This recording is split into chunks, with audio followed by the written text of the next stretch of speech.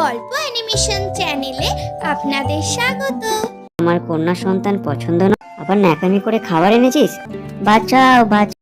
আসামের কাজিরাঙ্গা জঙ্গলে টোনা ও টুনি নামে এক নবদম্পতি বসবাস করত। টোনা খুব ধনী হওয়ায় বনের সব পাখিরা টোনাকে খুব সম্মান করত। কুহু, আমি আজ খুব খুশি। কি সুন্দর তুমি দুটো ডিম পেয়েছো। হ্যাঁ টোনা, আমারও অনেক আনন্দ হচ্ছে। কিছুদিন পরে আমাদের দুটো ছোট ছোট ছানা হবে। জানো কুহু, আমাদের ছেলে ছানা হলে আমি বনের সব পাখিদের আমার বাসায় নেমন্তন্ন করব। কিন্তু টোনা, তুমি এভাবে ভাবছো কেন বলো? আমাদের তো মেয়ে ছানাও হতে পারে। না না কুহু, তুমি দেখো, আমাদের দুটো ছেলে ছানাই হবে। তুমি এভাবে বলো না টোনা, সবই তো সৃষ্টিকর্তার ইচ্ছে। তুমি ভালোভাবে ডিমে তা দাও কুহু, আমি কাজে বেরোচ্ছি। টোনা এই বলে কাজে বেরিয়ে যায়, আর টুনি মনের আনন্দে তার ডিমে তা দিতে বসে। 7 দিন পর অবশেষে টুনির দুটো ডিম ফোটে, কন্যা সন্তান জন্ম নেয়। আর এই শুনে কালী কাকু সবুজ টিয়া টুনির 2 মেয়ে ছানাকে দেখতে আসে। বাহ টুনি দিদি, তোমার মেয়ে দুটোকে তো খুব সুন্দর দেখতে হয়েছে। তুমি কি ওদের কোনো নাম ঠিক করেছো? হ্যাঁ টিয়া বোন, আমার মেয়ে দুটোকে অনেক সুন্দর দেখতে হয়েছে। হবে না কেন? আমি কি কম সুন্দর বলো? ওদের বাবা এসে 2 মেয়ের নাম ঠিক করবে। একি টুনি দিদি, টোনা দাদা কি এখনো জানে না যে তোমার দুটো মেয়ে ছানা হয়েছে? এদিকে তো টোনা দাদা বোনের সবাইকে বলে বেড়াচ্ছে যে তোমাদের ছেলে ছানা হবে।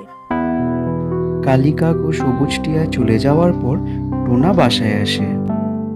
টোনা দেখো দেখো, কি সুন্দর ফুটফুটে দুটো মেয়ে ছানা হয়েছে আমাদের। এ কি কুহু, তুমি জানো না আমার কন্যা সন্তান পছন্দ নয়? এখন বোনের সবাই আমাকে নিয়ে হাসবে তো। এই 2 মেয়ের দায়িত্ব কিন্তু আমি নেব না।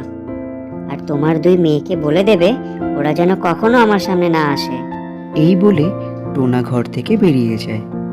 এদিকে টুনি তার 2 মেয়েকে একাই বড় করছিল। একদিন কুহু কুহু, আমাকে তাড়াতাড়ি খেতে দাও তো, খুব খিদে লেগেছে যে। বাবা বাবা, এই নাও তোমার খাবার। মা তো এখন বাসায় নেই, মা টিয়া মাসির বাড়ি গেছে। এসব কি? তোরা আমার সামনে এসেছিস কেন? আবার ন্যাকামি করে খাবার এনেছিস? চলে যা আমার সামনে থেকে, আর কখনো আমার সামনে আসবি না। কি হয়েছে আমার সোনা? এভাবে তোরা কান্না করছিস কেন মা? মেয়েছানা দুটো কুহুকে তার বাবার সব কথা বলে। মা মা, কেন করে বাবা আমাদের সাথে এমন? আমরা কি কোনো দোষ করেছি মা? তোরা কোনো দোষ করিসনি রে সোনারা, দোষ তো আমার। তোদের বাবা কন্যা সন্তান পছন্দ করে না। শোন মা, তোরা আর কখনো বাবার সামনে যাবি না। আমার বিশ্বাস তোদের বাবা একদিন ঠিক নিজের ভুল বুঝতে পারবে। একদিন টোনা নদীতে জল খাচ্ছিল, কিন্তু হঠাৎ সে পা পিছলে নদীর জলে পড়ে যায়। নদীর পাশে টোনার 2 মেয়ে প্রজাপতির সাথে খেলছিল।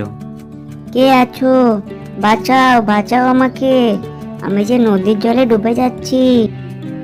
দিদি দিদি দেখ, নদীর জলে যেন কে ডুবে যাচ্ছে। আমরা কি গিয়ে ওকে বাঁচাবো? কিন্তু আমরা কিভাবে বাঁচাবো বোন?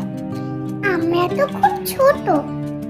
ওই দেখ বোন, পাশে একটা গাছের ডাল পড়ে আছে, চল ওটাকে জলে ফেলে দিই। 2 বোন গাছের ডালটা জলে ফেলে দেয় এবং সেই ডাল ধরে টোনা জল থেকে উঠে আসে। আজ তোরাই আমায় বাঁচালি। আমি এতদিন কত অন্যায় করেছি তোদের ওপর। তোরা আমাকে ক্ষমা করে দে মা, আমি তোদের সাথে আর খারাপ ব্যবহার করব না। আজ থেকে আমরা সবাই একসাথে থাকবো। বাবা বাবা, তুমি দুঃখ করো না, আমরা সব ভুলে গেছি। চলো বাবা, বাসায় চলো। সেদিনের পর থেকে টোনা তার 2 মেয়ে আর টুনিকে নিয়ে সুখে শান্তিতে বসবাস করতে থাকে। তো ছোট্ট বন্ধুরা, কেমন লাগলো আজকের গল্প? ভালো লাগলে লাইক কমেন্ট শেয়ার করতে ভুলো না যেন।